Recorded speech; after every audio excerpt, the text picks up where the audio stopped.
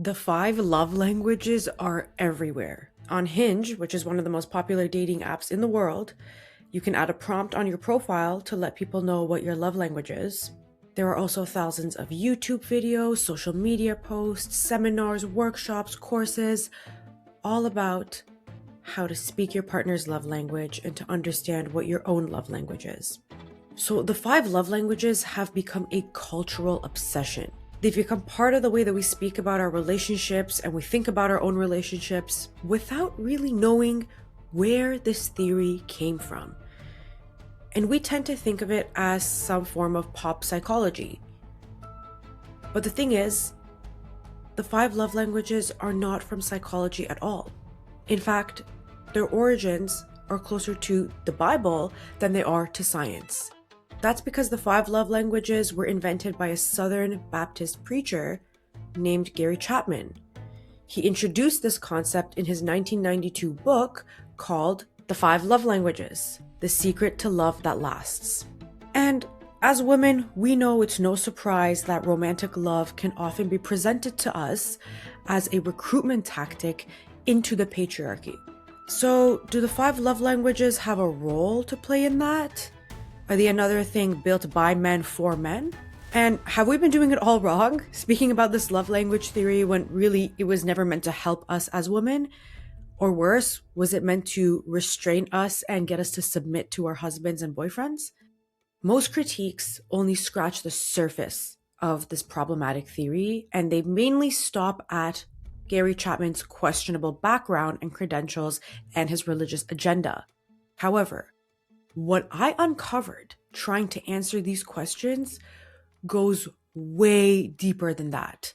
The roots of the five love languages go way deeper than Chapman's religious beliefs. They even go deeper than beliefs around female submission, because the origin story of the five love languages actually involves 16th century Protestant beliefs, eugenics, and a Nazi sympathizer.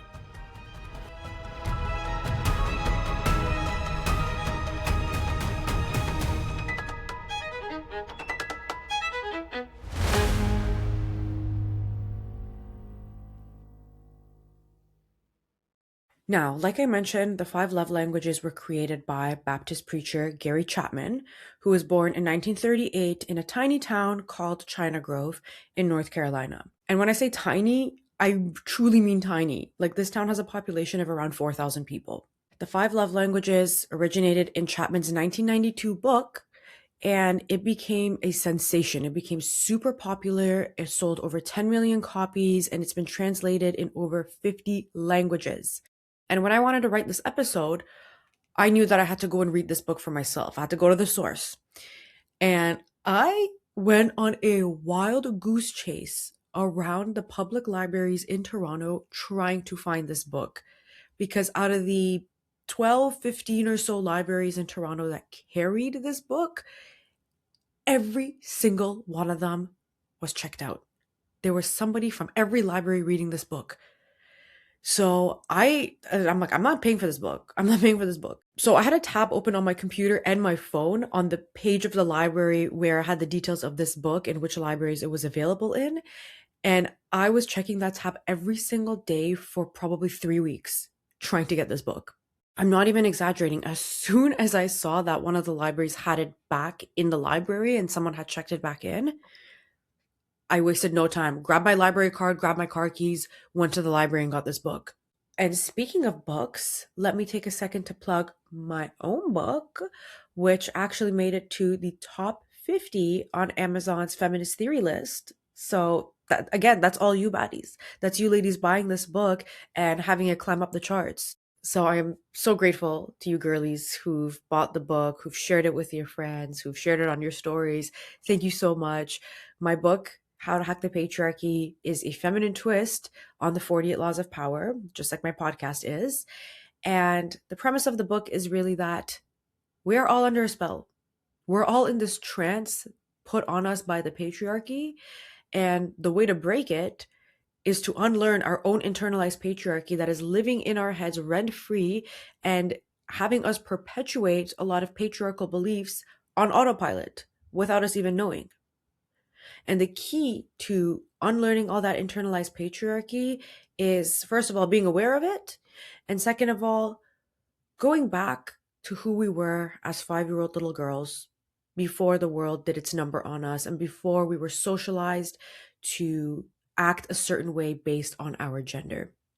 So the book is dedicated to the 5-year-old version of you, and everything about it is about going back to the colorful little girl who you once were, who had boundless ambitions, boundless dreams, and wasn't constrained by what the world thought she could and couldn't do based on her gender. So I'll leave the link below. It's available in hardcover, paperback, and Kindle. And I also have a separate link if you want to publish the EPUB file for your e-reader. Also, this is the last episode of 2025. And as you know, my podcast, The Baddest Bitch in the Building, was one of the most shared and fastest growing podcasts on Spotify in 2025. And again, I have you baddies to thank for that. Thank you all so much for being with me this whole year. I'm so excited for 2026. I have some really good content lined up for you, some really amazing episodes. It's going to be huge. It's going to be great. Anyway, that is the central idea of my podcast. Let's talk about the central idea of the Love Languages book. So Chapman contends that we each have an emotional love tank, and it's our job to ensure that our partner's love tank is full. Because when their tank is running on empty, that's when they feel unloved, and that's when problems arise in your relationship. And the main way that you fill your partner's love tank is by speaking their love language. And there are 5 love languages: words of affirmation, acts of service, receiving gifts, quality time, and physical touch. So far, so good. Now, Chapman's thesis, I'll call it a thesis because I'm a very academically minded individual. His thesis is that our deepest emotional need is to feel loved by someone else. Now, those of you who've been with me since the beginning know what I'm going to say to that. Our deepest emotional need shouldn't be to be loved by someone else. It should be to be loved by ourselves. And that is where his theory starts to fall apart. Because Chapman thinks of marriage as the ultimate goal. And that's because the essence of this book is biblical. Early in the book, he cites that husband and wife become one flesh after becoming married. And he doesn't believe in divorce. He actually counsels couples to stay together who should have been divorced. And in a couple of cases, he even talks about men who cheated on their wives. They chat on their wives. And he advised them to still stay in that marriage because divorce is morally wrong. If you chat on your wife, that's not as wrong as divorcing her. And hold that thought, because we're going to get into that a little bit later when I get into the 5 love languages in more detail. And I'm going to share some very problematic examples that Chapman cites in his book as evidence. But before we do that, first we need to understand who Gary Chapman is. So Chapman has a bachelor's in anthropology from Wheaton College, which is an evangelical Christian liberal arts college in Illinois. Did that in one breath. And he has a master's in anthropology from Wake Forest University in North Carolina, which is not a Bible-thumping university. He also has a PhD in adult education from Southwestern Baptist Theological Seminary. And I did a little bit of digging and went on the Southwestern Baptist Theological Seminary's website. Why is the name so long? And this is what their mission is. And this is like on the homepage of their website. The primary mission of Southwestern Baptist Theological Seminary is to glorify God by providing theological education for individuals engaging in Christian service, assisting Southern Baptist Convention churches by biblically educating and equipping Christian men and women for ministry, which encourages the priority of the Great Commandment and the fulfillment of the Great Commission. So the first problem with this is that it is all one sentence. Like, did God not give you the gift of grammar? The second problem is that Chapman is not trained in psychology. He's trained in hierarchy. So once he got his degrees, he started working as an associate pastor in Winston-Salem, North Carolina in the 1970s, and he began doing biblical counseling, mainly marriage counseling. He even started delivering biblical marriage seminars across the country in the 70s and 80s.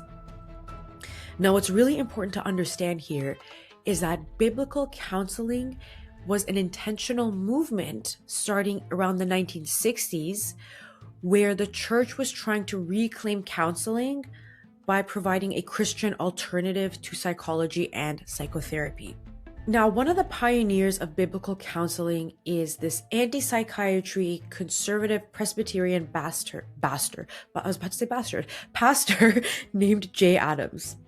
And to him, the goal of biblical counseling wasn't to help the individual or a couple to improve their mental health, but it was to guide them towards the correct place in God's hierarchical order.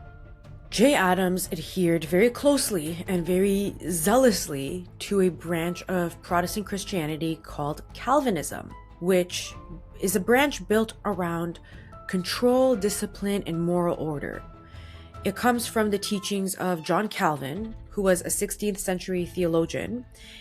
And Calvinism is essentially a belief system that teaches people that as humans, we are fundamentally flawed and we need something outside of ourselves to be whole. We need to submit to God. And if left to our own devices, we will be sinful. We will be sinful and we can't save ourselves. No one can save themselves. The only form of salvation is through God. He decides if you're going to be saved. You're going to be saved. You're going to be saved. You're going to be damned to an eternity of damnation. It's like Oprah, but like the worst type. Now, we're going to talk more on that later because there's a crazy link that I found between Calvinism and the 5 love languages that I don't think anyone has ever made so far. But put a pin in that. What we need to understand at this point is that biblical counseling was an alternative to the mental health system. Now, one of Adam's central views was that human life is to be lived under benign authority, parental, pastoral, ecclesiastical, and ultimately immediate theocratic authority as articulated in the Bible, whose purposes were to transform human nature, not actualize it. So it all goes back to maintaining a hierarchy and submitting to God. The goal was not healing. The goal was submission and hierarchy. And the pastor acted as God's professional. No, I can't make this stuff up. Literally, these are his words. Now, the way to deliver that counseling was through the local church, especially in small southern towns, like Winston-Salem, North Carolina. So Chapman's job was to be God's professional. So that was his role in biblical counseling and marriage counseling within the church. And it might be a little bit difficult to grasp this because we tend to think of the term counselor as somebody who has a background in medicine or psychology or psychiatry or some kind of science-backed therapy. But that's not it in this case. When we're talking about this man as a counselor, we're talking about him as God's professional. So this really raises a question to me, which is if somebody asked to speak to his manager, would he be like, it's God? Like, okay, look up in the sky and talk to my manager. Anyway, Gary Chapman was not trained to be a counselor in the medical, therapeutic, or psychological or psychiatric sense. He was trained as a biblical counselor. And in fact, he was trained as somebody to give people advice and keep them out of the mental health system. Now, that's one part of this problematic background. The other problem is that marriage counseling at the time wasn't itself a science-backed field either, because marriage counseling actually originated in the 1920s and 30s as part of a eugenics movement in Germany and the US, the United States. And one of the creators of marriage counseling was a Nazi apologist and eugenicist named Paul Popenow. And Paul believed that aside from forced sterilization, marriage counseling was one of the best ways to keep fit couples together so they could procreate. And who were fit couples, you might ask? Y'all know the drill. They were white middle-class families. In 1930, Paul opened the American Institute of Family Relations in California because after the Great Depression and during the war, he was concerned. He was concerned with the increasing divorce rates and the decreasing birth rates, and with women entering the workforce. So Paul Poo-Poo, took it upon himself to teach women how to behave in their marriages. And he even had a recurring column in the Ladies' Home Journal called Can This Marriage Be Saved?, where people would write in about their issues in their marriage and he would give them advice. For example, one lady who was seeking help was Lucy, who was having this teeny tiny issue of a physically abusive husband who would beat her and their son. And they'd been married for 19 years. So Paul said that they are intertwined like the root of a tree, and basically said that she had missed her window to leave. So he advised Lucy that her husband would actually behave better if she gave him, quote unquote, the badly needed praise, appreciation, admiration, and love. So, words of affirmation? Is that his love language? And this was not an exception. This was actually very common with the examples of a lot of these articles that he would write. It was always the woman's fault, and the woman always had to stay with the man. And by showing him love or giving him a little kiss or a little kiss upstairs, downstairs, somewhere, he'd be happy. Now, by the late 1940s, the birth rate had actually increased because, there's this post-war abundance, people are back from war, and also because of this propaganda of this suburban family life, the suburban bliss, thanks in part to Paul. And by the time of his death in 1979, his counseling center had grown to 7 branches, and they had helped over 75,000 couples. Now, what does this have to do with Chapman, you might ask? Well, the marriage counseling agenda made its way into the church, and biblical counseling included marriage counseling to get couples to stay together and have kids, which is what Gary Chapman was doing. That was his specialty, it was marriage counseling. So this is really important to know because, as we're going to see with the 5 love languages, his training and his background is woven into the fabric of what he preaches in the 5 love languages book. And he wrote this book from his experience of working with white, religious, Christian, heterosexual couples who had very traditional values. So he was working with these boomers who were going to church, having kids, and being sold this propaganda of this American dream, of this suburban bliss and family life. And it is the perfect example of women who've been groomed to be obedient through socialization and religion. Exactly like I talked about in my episode a couple of weeks ago about how girls are groomed for religion, so we'd never realize women as God. A lot of the women he worked with and who he discusses in his book have very clearly been groomed by the way that they've been raised in the church to be guilty people pleasers and to submit. Now, with all that said, let's take a look at the 5 love languages.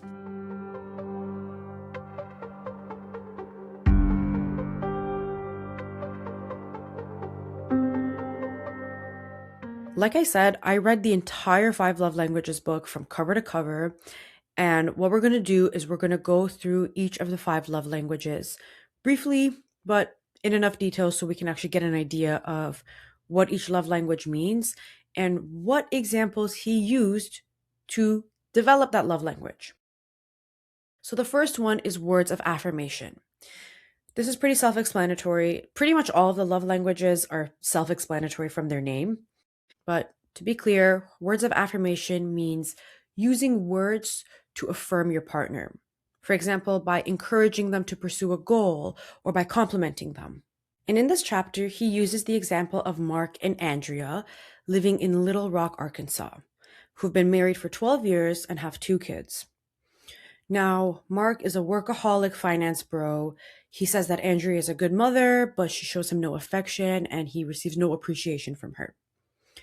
Andrea works part-time and is also a homemaker full-time, And she says that Mark doesn't help around the house or spend any time with her. It's just work, and that's it. So Chapman advises them to make a list of the things they appreciate about one another. So I'm going to read you those lists. Andrea's list looks like this. He is aggressive in his work. He has received several promotions throughout the years. He's a good financial manager. He's always thinking of ways to improve his productivity. He's generous with finances and agrees I can use the money from my job any way I desire. Here's Mark's list. She keeps our house clean and orderly. She helps the kids with their homework. She cooks dinner about 3 days a week. She teaches first grade Sunday school. She chauffeurs the kids to all their activities. So what he advises is that he tells Mark and Andrea that twice a week you select a positive trait from this list and express verbal appreciation to your partner about it. And they're both like, great, cool, we'll do that. And after 2 months, he checks in with them. And it turns out Mark is really happy. The relationship is improving in his eyes. But Andrea only feels slightly better because Mark is still not spending any time with her. To me, reading this, and I'm sure most women can relate, it seems like Andrea's problem was not that she wasn't receiving compliments and appreciation per se. It was the giant burden of emotional and physical labor that's been placed disproportionately on her. So of course Mark is going to be happy because he's receiving free labor and compliments. Chapman had a different view, and we'll defer to the expert because he is the marriage counselor. His view is that Andrea's love language isn't words of affirmation. It's actually quality time. So let's look at quality time in more detail. Quality time, again, this one is super self-explanatory as well. It's spending time with your partner. And he's very clear that this doesn't mean watching TV together. It usually means giving your partner undivided attention, which is fair. Everybody wants to do that with their partner. Who doesn't? Now, Chapman says that Andrea's love tank is empty because Mark is not spending time with her and he's therefore not speaking her love language. Now, I don't disagree with this. I think that, of course, she wants to spend time with her husband and he's not giving her that time. That's totally valid. So, what Chapman asks Mark to do now is to write a list of things that he thinks Andrea would enjoy doing. And I'm going to read you a few things from his fuck ass list. When I come home at night, sit down and talk with her about my day and listen as she tells me about her day. In brackets, she doesn't want me to watch TV while we're trying to talk. Spend time talking with the children about their school experiences. Spend time playing games with the children. Go walking with her and talk as we walk. So Chapman says you're going to pick one thing from this list every week and do it. For the next 2 months, that's what you're going to do. And if you spend time with Andrea, she'll feel loved and you'll fill up her love tank. Not to be confused with spending time with her because it is the absolute bare minimum that you can do. And you can't have it all. You can have a career, a wife, and kids and expect to get everything for nothing. No, spend time with her and she'll feel loved. Do the bare minimum for her and she'll feel loved. What's really problematic here is that Chapman frames men's inability to prioritize their partner and wanting it all. He frames this as a mismatch in communication. And when he's talking to Mark, it's clear that he wants it all. He wants to have a wife, kids, and a career. And he wants the kids and the wife to be by his side as he climbs the corporate ladder. But he clearly doesn't want to pay the price for it. And Chapman says that this is just a mismatch in communication. Andrea and Mark are not happy, especially Andrea, because they're not speaking each other's love languages. And another issue here is with his sample size, because he's working with traditional religious couples, with couples who have very clearly defined gender roles, and probably with people who marry out of duty, who think it is their moral obligation and their duty to get married. Because who the fuck doesn't want to spend time with their partner? Right? Probably a guy who's sleeping with his housekeeper. I bet you anything Mark is sleeping with his housekeeper, or maybe his gardener, or the pool boy, or all of them. So this really individualizes the issues that are rooted in power and labor imbalances. And then men's emotional underdevelopment is reframed as a mismatch in love languages, a mismatch in communication, when in reality it is a unappreciated, tired, exhausted wife who is crying out to be just to get attention from her man. Now, speaking of wives, let's move on to receiving gifts, which is the third love language. Chapman says that gifts are visual symbols of love, and that receiving gifts is one of the easiest love languages to learn. And when I said speaking of wives, I meant that in the sense that only women are used in this chapter as examples of people who have receiving gifts as their love language. Is it a coincidence that it's one of the easiest love languages to learn? I don't know. But let's look at the example of Sonia and Tony. So this couple comes to Chapman, and Sonia says, "My husband loves softball more than he loves me." And Chapman asks, "Why do you think that is?" And Sonia says, "Well, 10 minutes after I gave birth, he left the hospital to go play softball." And Chapman says, "Okay, well, is that the only time he's done that?" She says, "No. After my mom's funeral, he also left to go play softball." So Chapman turns to Tony and he says, "Tony, what do you have to say for yourself?" And these are Tony's words. I'm going to quote straight from the book. "I was there through all the labor and when the baby was born. I took pictures. I was so happy. I couldn't wait to tell the guys on the team. But my bubble was burst when I got back to the hospital that evening. She was furious with me. I couldn't believe what she was saying. I thought she would be proud of me for telling the team." Hello? I couldn't believe I can't make this stuff up. I can't make this stuff up. I was reading this and I was getting annoyed. In my notes, I wrote big mad. Because I got big mad. I got so pissed. I'm like, what is this guy barking about?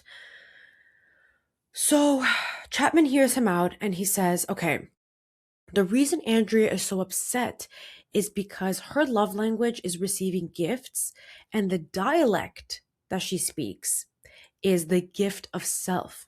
Because your physical presence is the most important gift you can give to your partner whose primary love language is receiving gifts. So your body is the symbol of your love.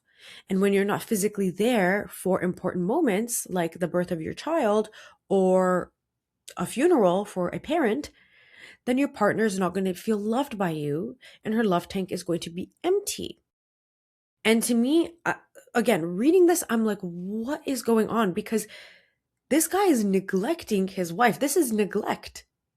This is not a mismatch in love language communication. This is flat out neglect and selfishness. I'm sorry, your wife just pushed a human being out of her coochie meow meow, and that human being also happens to be your child, and 10 minutes later you go out and play softball? Are you kidding me? This is not the gift of self. This is a bare minimum requirement. This is not even bare minimum. This is below bare minimum. And reading this section of the chapter, I'm like, this really seems forced. It seems like he wrote this chapter and didn't have an example. So he literally pulled one out of his booty crack and was like, okay, great, gift of self, here you go. Because there's no way. I got to this part of the book and I'm like, this is truly like his credibility was completely shattered for me. I'm getting worked up. Remember that the goal of biblical counseling and of marriage counseling was to keep couples together. And because of the way he's been trained, he needs to jump through hoops to try to justify these things. Rather than saying this is a negligent, self-absorbed, self-centered, selfish husband, he calls it a mismatch in their love languages. And remember what I said earlier about the origins of biblical counseling. God is the force or the person who saves you, who chooses whether you are saved or not. You don't save yourself. So you just have to maintain whatever situation that you're in rather than trying to solve it. Because Chapman is not a mental health professional. He's not there to help you solve your issues and work through them. He's there to maintain a certain order. In fact, while reading this chapter, I was like, you know what? My love language right now is physical touch because I want to punch someone in the face. So let's talk about physical touch. So another self-explanatory one, physical touch means literally touching your partner. This doesn't necessarily have to be sex. It can be touching their arm, giving them a hug, giving them a kiss, some form of physical touch, physical contact. And to his credit, Chapman does differentiate between men wanting to just have sex because they're hoes, versus a man whose love language is physical touch. And as we saw in my previous episodes on how religion grooms girls and how gossip was demonized by the patriarchy, in both of those episodes, I talk about the role of physical touch and the importance of touching and grooming and building relationships with people through physical touch. So, touch is extremely important, but this love language in particular has a very high risk of getting weaponized because a guy can say, hey, my love language is physical touch. And if you're not, on the deek 4 times a week, then I don't feel loved and my love tank is empty. But the thing is, we are smart. And this is such an obvious love language to weaponize that we're not going to fall for that. Now, speaking of weaponizing this love language, let's look at the example that Chapman gives in this book. He uses the example of a woman named Anne. One day, Anne asks Chapman, is it possible to love someone who hates you? And Chapman was like, wow, this is a very deep question. I've never been asked something like this before. I need to go and think a little bit about this and consult some sources. The sources being the Bible. Now he comes back to Anne during their session because this initial interaction happened while they were on a walk and they ran into each other. During their session, Anne elaborates. She says that her husband, Glenn, hates her because he says that she nags him all the time and she doesn't support him. Through the work that they've done together, Chapman says that Glenn's love language is primarily physical touch and his secondary one is words of affirmation. And he said that, okay, listen, I've consulted the Bible. There's this verse that he cites about Jesus loving his enemies. And he says that we're going to do this experiment. It's going to be a 6-month experiment. It's going to be hard. But what you're going to do is you're not going to complain about anything. Okay. You're going to go to Glenn. You're going to ask him, how can I be a better wife to you? You're going to take that feedback and you're going to follow it. Since his love language is physical touch, you're also going to have sex with him twice a week. Anne says, well, this is going to be really difficult for her because she can't be physically attracted to him and sleep with him when she feels like he hates her. And she's going to end up feeling used. And Chapman's response to this is, you are going to have to rely on your faith in God. I can't make this stuff up. I'm going to read the passage from the book about this interaction because I literally can't make this stuff up. You will probably have to rely heavily upon your faith in God in order to do this. Perhaps it will help if you read again Jesus' sermon on loving your enemies, loving those who hate you, loving those who use you, and then ask God to help you practice the teachings of Jesus. You know what the craziest part of this is? He's jumping through all these biblical hoops to justify how this woman has to have sex with her husband, who hates her. Now, you know how the story goes. After 6 months, the experiment was a success and they ended up staying together. But as we now understand with the history of biblical counseling and marriage counseling, are we really surprised about this? Now, let's talk about the last love language, acts of service. This love language is about doing things that your spouse would like you to do. The examples Chapman uses are setting the table, cooking a meal, emptying the dishwasher, vacuuming, changing the baby's diaper, picking up a prescription, walking the dog, trimming the shrubs. I could have been reading someone's to-do list and you wouldn't know the difference. And as you've guessed, that is the problematic thing about acts of service. And I think this one is just as problematic as physical touch in the weaponization department, because what he talks about as acts of service are literally, someone commented saying acts of slavery on one of my posts, because I put a post up about a week ago on the love languages saying, what are your thoughts on this? And someone commented saying they seem like acts of slavery. And more than anything, this act of service was the act of slavery. And let me give you an example that Chapman uses in the book. The couple that he uses is Dave and Mary. This is a very young couple. They married in their late teens, early 20s. And Dave is upset that Mary is messy. She doesn't really clean the house. She doesn't make the beds. The baby is dirty when he gets home from work. And usually around the time he gets home, dinner isn't ready. So the house is not in the clean, orderly way that he wants. Mary is upset because Dave is either working, hunting, or fishing, and he doesn't help around the house. And Mary says that while dating, he was the opposite. They started dating when she was in high school, and she said that he'd always help her out with her homework or helping with dinner and the dishes at the house. And he was very, during their courtship, he put his best foot forward, as a man normally would when he's trying to get the coochie meow meow. But they say, listen, Dr. Chapman, we disagree on everything. What should we do? Because Chapman loves lists, he tells them each to write a list of 4 things he would like the other person to do. And because I love reading these lists, I'm going to read them to you. So let's start with Dave's list. Make up the beds every day, have the baby's face washed when I get home, put her shoes in the closet before I get home, try to have supper at least started before I get home so that we can eat within 30 to 45 minutes after I get home. Take a shot every time he says, get home. This is Mary's list. I wish he would wash the car every week instead of expecting me to do it. I wish he would change the baby's diaper after he gets home in the afternoon, especially if I'm working on supper. I wish he would vacuum the house for me once a week. I wish he would mow the lawn every week in the summer and not let it get so tall that I'm ashamed of our yard. And Chapman looks at these lists and he says, wow, this is a really rare example of a couple who both speak the same love language. Both of them have acts of service as their love language. But the issue is that they're speaking different dialects. So what he tells the couple to do is for 2 months, pick something from the list and do it. Yeah, Mary, if you make the beds, Dave's going to love you.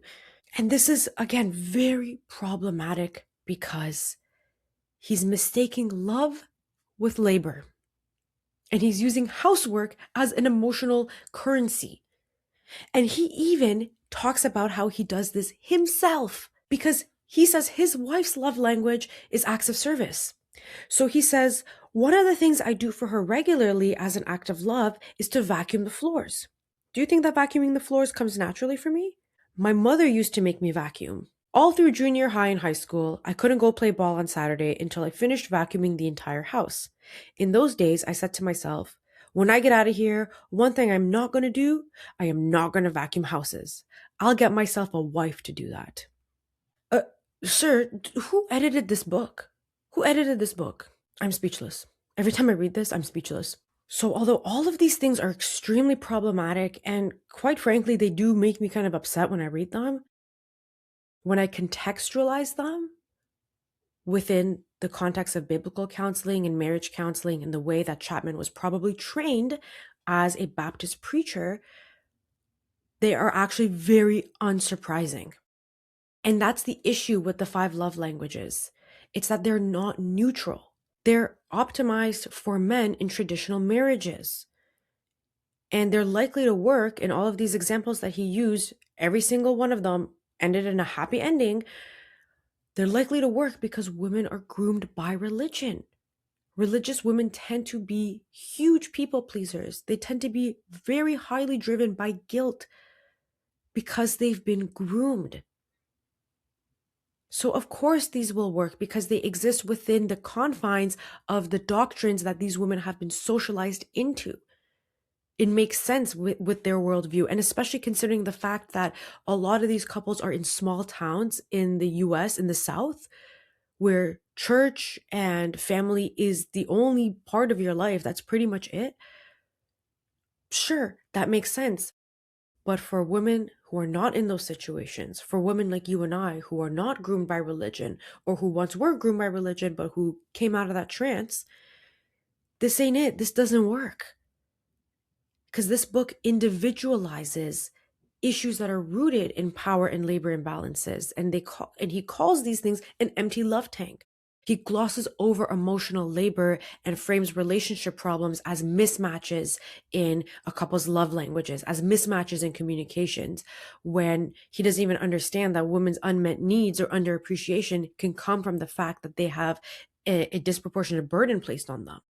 And worst of all, he seals all the exits.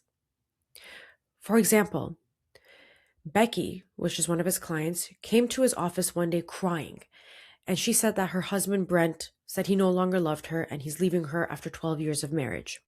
Chapman talks to Brent separately and finds out that he's cheating.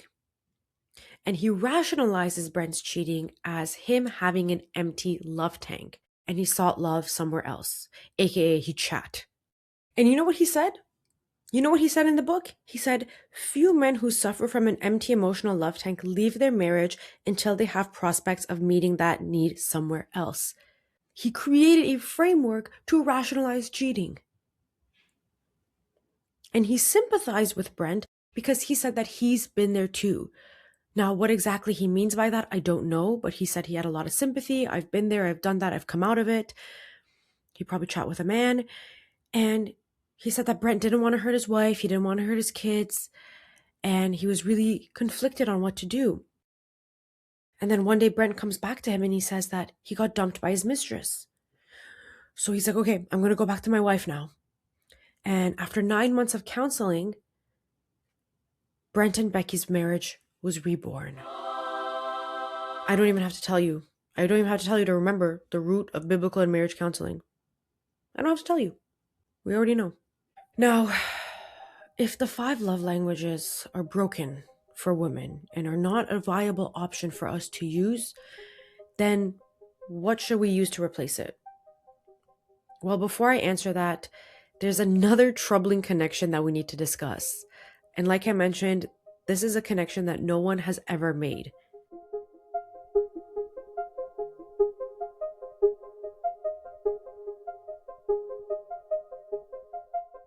So remember the biblical counseling pioneer, J. Adams.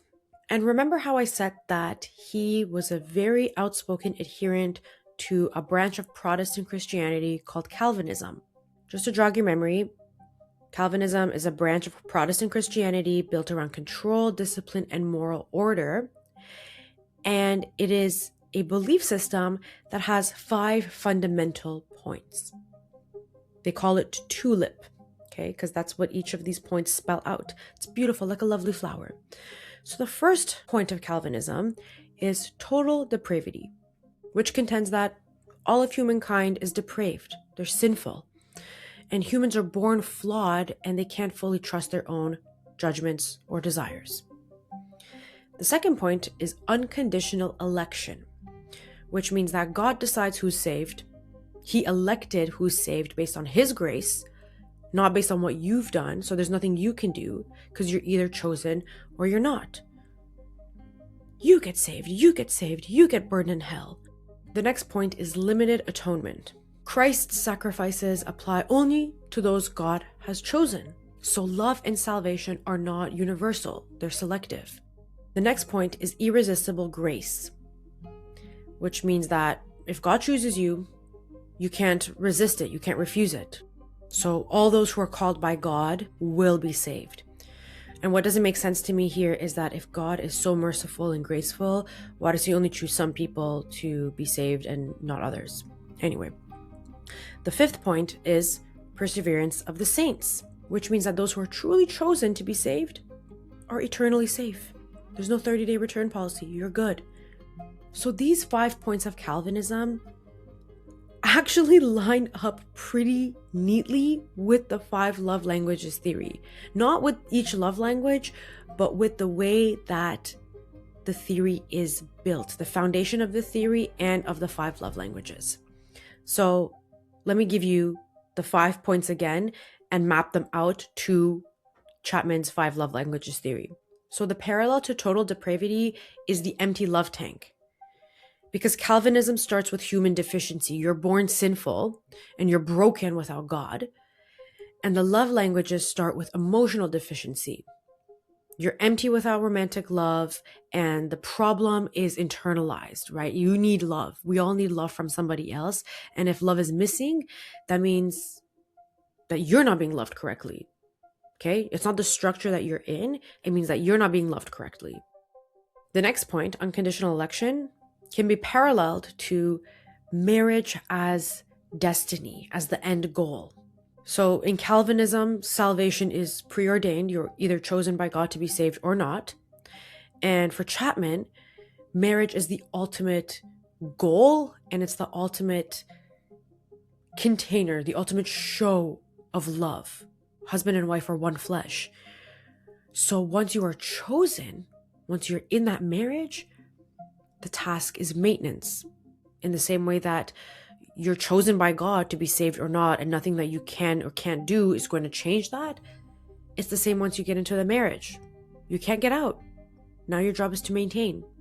The third point, limited atonement, can be paralleled to love as having a prescribed form, as having those 5 love languages as their form of expression.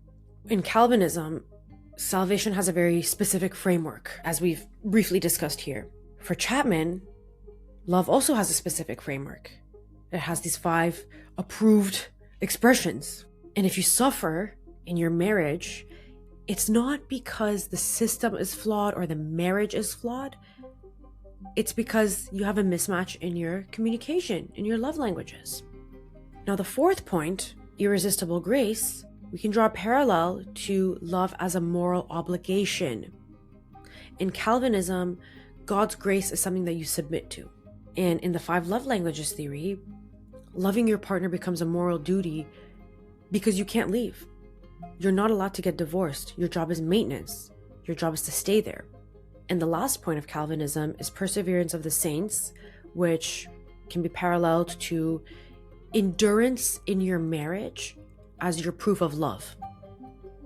Because Calvinism glorifies perseverance, it glorifies suffering. Suffering is a virtue. And it's the same with Chapman's love languages. Because divorce is framed as a failure and it's not an option, things like abuse and cheating are reframed as expressions of an empty love tank. Okay, so endurance becomes this evidence of virtue, of a good wife. Just like that column in the Ladies' Home Journal by the eugenicist and Nazi sympathizer Paul Popenow. I'm probably mispronouncing that and I don't care. What did he say to Lucy after 19 years in an abusive marriage? That her and her husband are intertwined like a tree. So leaving becomes a moral weakness, and that's weaponized against women. So they stay with husbands who are abusive. So love languages are rooted in Calvinistic thinking. They have a very deeply Christian Protestant root. And Calvinism historically trained women for submission. And the love languages modernize that training and cloak it, they hide it in this therapeutic language and piggyback off of pop psychology so that people think that, oh, well, I'm using these 5 love languages, it's part of psychology, it has research behind it, when in fact the origin is closer to the Bible than it is to science. It's the same values, it's the same Protestant values, they just have a new packaging. Because like what I said earlier, Chapman is not trained in psychology, he is trained in hierarchy. And this is exactly what I mean. And if I saw John Calvin today, if I time traveled, it would be on site. It would be on site. Now, let's go back to the question I posed a few minutes ago. Is there a better option for women?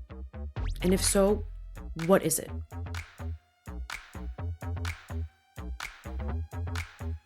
So there hasn't been any research that's been able to definitively prove that the 5 love languages is real.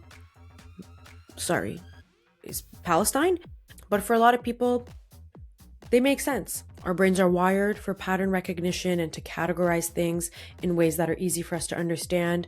And a lot of people, including people I know, say that the 5 love languages are useful for them, not only in their romantic relationships, but also relationships with their friends and their family.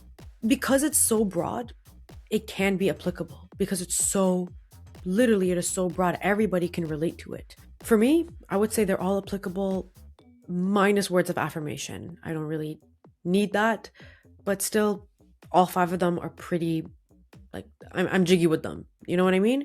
For other people, maybe there's a few that are applicable, and then there's some that aren't even on this list that are applicable for them. But let's take a step back. Let's take a step back and talk about romantic love. Because romantic love is a social construct. It's a social construct that's given meaning to a biological, instinctual process. I did a whole episode on this called "Is Falling in Love a Patriarchal Trap?" So I'm not going to repeat what I said there. I highly suggest you listen to that one if you're interested about what is actually happening in your brain when you fall in love, because it's a crazy process. The brain circuits that are activated during that in love phase are the same brain circuits that are activated during phases of thirst, hunger, addiction, and mania. So you're kind of a wackadoodle when you're in love. But different cultures and society at large have given meaning to this process. They've given meaning to it, and they've tied roles and responsibilities and obligations to it. Marriage is seen as an accomplishment. For example, look at women. Not only is marriage seen as an accomplishment, but so is having children. So culture and society have given meaning to this biological process. And then on top of that, patriarchy can also use it as a recruitment tactic, because women are sold this idea of romantic love. Oh, I'm a lover girl. Oh, I want to find my Prince Charming. Oh, I want to have this soft life, blah, blah, blah. All this crap is sold to women. And we idealize being in love. We idealize being someone's wife. And then with something like these 5 love languages, which we saw the origins of it are extremely patriarchal and extremely problematic, there's this framework that can be used to weaponize a lot of things and to rationalize bad behavior. So I'm skeptical of frameworks that can be used as a way to box us in, or even to be used as a way to check off boxes. Like we saw with acts of service, for example. How is changing a baby's diaper an act of service? That is the bare minimum of being a parent. So I am very skeptical of these frameworks, and I'm also skeptical of frameworks made by men and prescribed to men and women. But the thing is, if the love languages are useful for you, use them. If they're not, don't use them. At least you know where it came from. Now at least you understand. And maybe you can think a little bit more critically about it. Maybe you can tweak it so that it serves you better.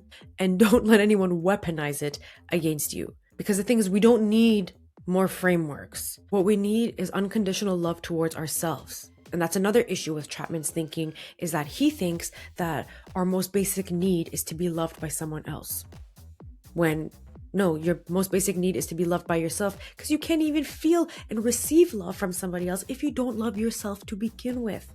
Like what RuPaul said, if you can't love yourself, how in the hell are you going to love somebody else? So for me, it's important to identify how you feel loved and appreciated by your friends, by your partner, by whoever it is, and to make sure that your relationships work for you, because there is no virtue in suffering. There's no virtue in suffering in silence. There's no virtue in doing things with the expectation of gratitude.